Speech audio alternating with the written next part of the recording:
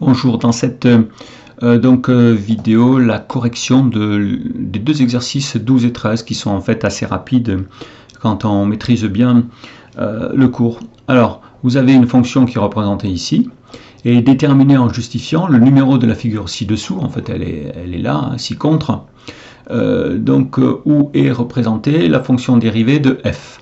Donc ça c'est le f', il y a trois possibilités, et ça c'est le f. Alors, qu'est-ce qu'on peut regarder de f? On peut regarder que ça descend, que ça monte, que ça descend et que ça monte. Alors, vous avez les points intéressants, les x intéressants, c'est moins 2, c'est 0, et là c'est 2.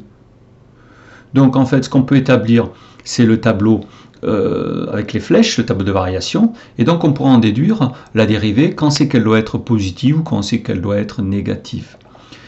Alors, on regarde la correction. Si on regarde la courbe de f, on peut établir son tableau de variation, comme je vous ai dit. Alors là, on n'en est pas trop sûr, mais en fait, parce que moins l'infini, on n'a qu'un petit morceau de courbe. On ne sait pas ce qui se passe à moins l'infini, mais on fait avec ce qu'on a. On présume que ça fait ça.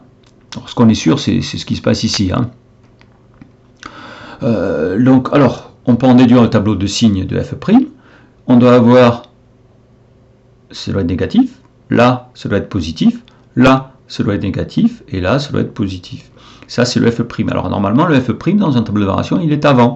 Sauf que là, on ne le connaît pas, on connaît le résultat, et on veut savoir le signe de f'. Alors, en regardant les trois courbes proposées pour f', il n'y en a qu'une qui marche. Il n'y en a qu'une qui marche, et en fait, celle qui marche, c'est la 2. C'est négatif jusqu'à moins 2.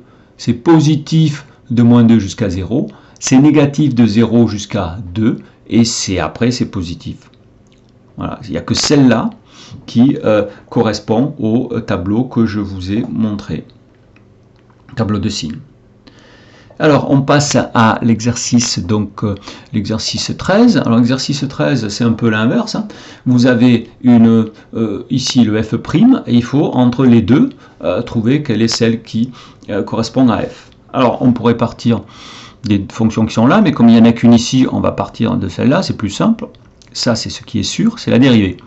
Alors, c'est négatif jusqu'à moins 1, c'est positif jusqu'à 3, et c'est négatif ensuite. Comme c'est la dérivée, ce qui nous intéresse, c'est le signe. Et le signe de la dérivée va nous permettre de dire comment doit être la fonction ici. Alors là, visiblement, la fonction, elle s'arrête à 4.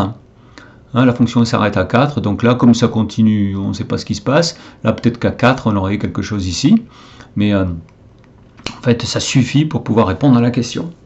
Alors, je fais le tableau de signes, je fais le tableau de variation, et après, j'irai voir laquelle des deux est la bonne.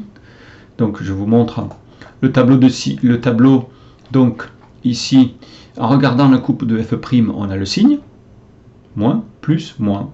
Entre moins 1 et 3, par exemple, c'est positif. Je vous remontre. Hein, entre moins 1 et 3, c'est positif.